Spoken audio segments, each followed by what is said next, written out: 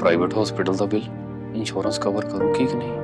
मुख्यमंत्री सहज योजना कार्ड हैगा, फिर कोई टेंशन नहीं, थोड़ा सारा ट्रीटमेंट कैशलेस है। बिना पैसिਆਂ ਦੇ?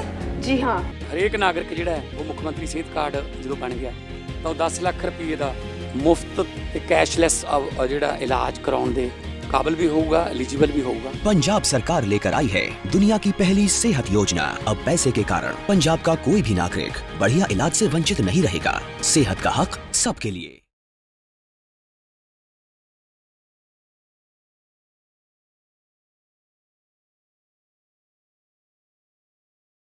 अस्सलाम वालेकुम दोस्तों, आज ईरान से 4 बड़ी और सनसनीखेज खबरें सामने आ रही हैं। तेहरान का जन्नत आबादा बाजार आग की लपटों में चल गया। अमेरिका का यूएसएस अब्राहम लिंकन ईरान से 1400 किलोमीटर दूर खदेड़ दिया गया। ऑस्ट्रेलिया ने 20 ईरानी नागरिकों पर पाबंदी लगा दी है और ईरान के राष्ट्रपति का साफ ऐलान है, बातचीत होगी मगर धमकी नहीं चलेगी। मैं हूं आपका दोस्त नदीम अकरम और आप देख रहे हैं पल पल न्यूज। दोस्तों, इस वक्त घड़ी में जब मैं ये खबर कर रहा हूं तो 4 बज रहे हैं। ठीक 2 बजे तेहरान में एक बड़े हादसे की तस्वीरें सामने आई है। अब सवाल यह है कि ये हादसा है, साजिश है या हमला है। दोस्तों, आप अपनी स्क्रीन पर यह वीडियो देखिए। ईरान की राजधानी तेहरान के पश्चिम इलाके जन्नत आबादा मार्केट से जो वीडियो सामने आया है वो दिल दहला देने वाला है। हवाई कैमरों से लिए गए वीडियोस में साफ दिख रहा है कि पूरा बाजार आग की लपटों में घिर चुका है। आग इतनी भयानक थी कि दुकानें एक एक कर राख में बदल गई हैं। हर तरफ धुआं, हर तरफ अफरा तफरी का माहौल बन गया। फायर ब्रिगेड की दर्जनों गाड़ियां मौके पर पहुंची। राहत और बचाव टीमें लोगों को बाहर निकालती रहीं। घंटों की मशक्कत के बाद आग पर काबू पाया गया है। अभी तक किसी की मौत की आधिकारिक पुष्टि नहीं हुई है, लेकिन करोड़ों की संपत्ति के नुकसान की खबरें सामने आई हैं। सबसे बड़ा सवाल यह है, ये आग हादसा थी या किसी की साजिश का हिस्सा था या हमला था। शुरुआती रिपोर्ट कहती है कि शॉर्ट सर्किट या गैस लीक, लेकिन जांच अभी जारी है। और दोस्तों, ये आग ऐसे वक्त में लगी है जब ईरान पहले से ही अंतर्राष्ट्रीय दबाव में है। इसलिए सवाल उठाना लाजमी है, क्या ये सिर्फ आग थी या किसी को संदेश देने की एक बड़ी कोशिश थी। जो तस्वीरें ईरान के तेहरान आबादा बाजार से सामने आई है। वहीं आप ये दूसरी खबर देखिए, यूएसएस अब्राहम लिंकन पीछे हटा, ईरान ने 1400 किलोमीटर तक खदेड़ दिया है। अब आते हैं दूसरी सबसे बड़ी रणनीतिक खबर पर, जिसको लेकर के हल्ला पीटा मच रहा था कि भैया युद्धपोत आ गया, अब ईरान खत्म। अमेरिका का ताकतवर एयरक्राफ्ट है यूएसएस अब्राहम लिंकन, अब ईरान के बेहद करीबी इलाके से पीछे हटा दिया गया। 1-2 किलोमीटर, 10-20, 100 किलोमीटर नहीं बल्कि 1400 किलोमीटर दूर। मिलिट्री एजेंसी सूत्रों के मुताबिक ये अमेरिका बेड़ा अब गल्फ ऑफ अदन यानी खलीज अदन में तैनात है। स्कोड्रा आइसलैंड के पास, जो ईरान के चाबहार पोर्ट से करीब 1400 किलोमीटर दूर है। दोस्तों, यही वो जहाज था जिसे कुछ दिन पहले ईरान के बिल्कुल पास भेजा गया था और तब कहा जा रहा था अमेरिका किसी बड़े सैन्य एक्शन की तैयारी कर रहा है। लेकिन अब इसका पीछे हटना क्या बताता है दोस्तों? जानकार साफ तौर पर कहते हैं या तो अमेरिका तनाव कम करना चाहता है या फिर अपनी रणनीति बदल रहा है या फिर खामेनी साहब के रीजन को झुलसा देने वाले बयान से डोनाल्ड ट्रंप और उसकी फौज कांप गई है। अगर हमला हुआ तो जवाब सिर्फ सीमित नहीं होगा, पूरे रीजन में जंग फैलेगी और यही कारण है जो उसे पीछे हटना पड़ा है। तो सवाल उठता है, क्या अमेरिका डर गया या फिर यह शांति की तरफ पहला कदम है डोनाल्ड ट्रंप का?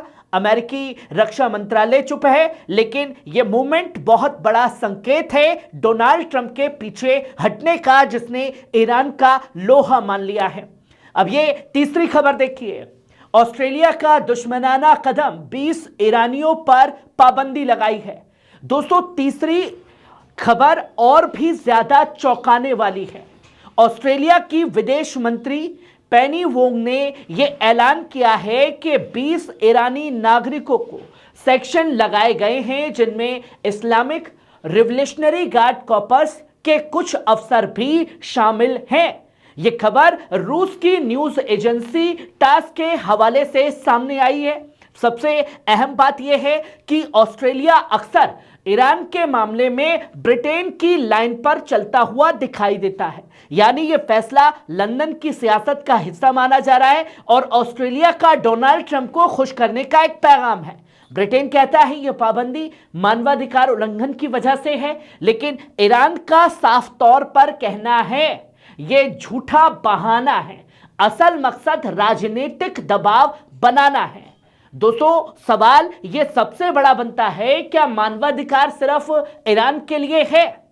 गजा, यमन और फिलिस्तीन में जो हो रहा है उसको लेकर के इजराइल के कितने अधिकारियों पर एक्शन लिया गया? वो मानवाधिकार नहीं है। यह दोहरा मापदंड नहीं तो और क्या है? दोस्तों, ईरान की तरफ से जवाब आना अभी बाकी है, लेकिन यह माना जा रहा है कि तेहरान इसे खुली दुश्मनी ऑस्ट्रेलिया की ईरान के खिलाफ मान रहा है। वहीं आप ये अब अगली खबर देखिए, जो ईरान का बड़ा ऐलान है, बातचीत होगी मगर धमकी नहीं चलेगी। कौन कह रहा है?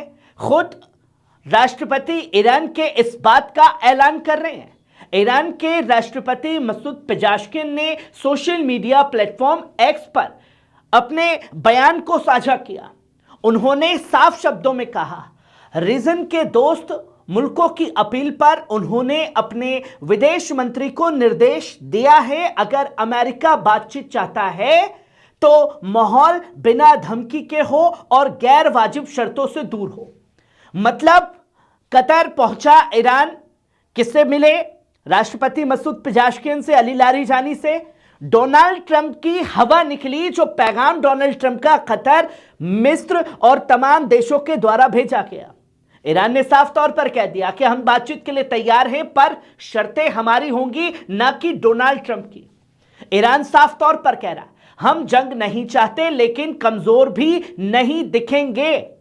अब सवाल यह है दोस्तों, क्या अमेरिका धमकी की भाषा छोड़ेगा या यह सिर्फ कूटनीतिक बयान बनकर रह जाएगा, जो तस्वीर दुनिया के सामने है?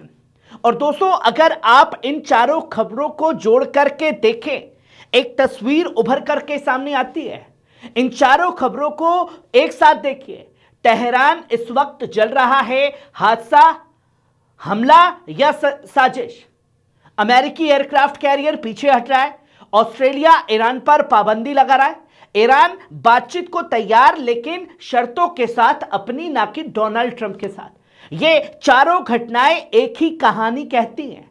मिडल ईस्ट एक बड़े मोड़ पर खड़ा है।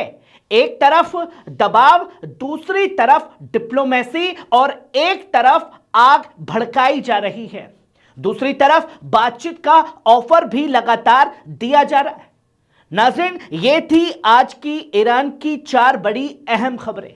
आपको कैसी लगी? कमेंट बॉक्स में आकर के अपनी राय जरूर दीजिएगा। शुक्रिया।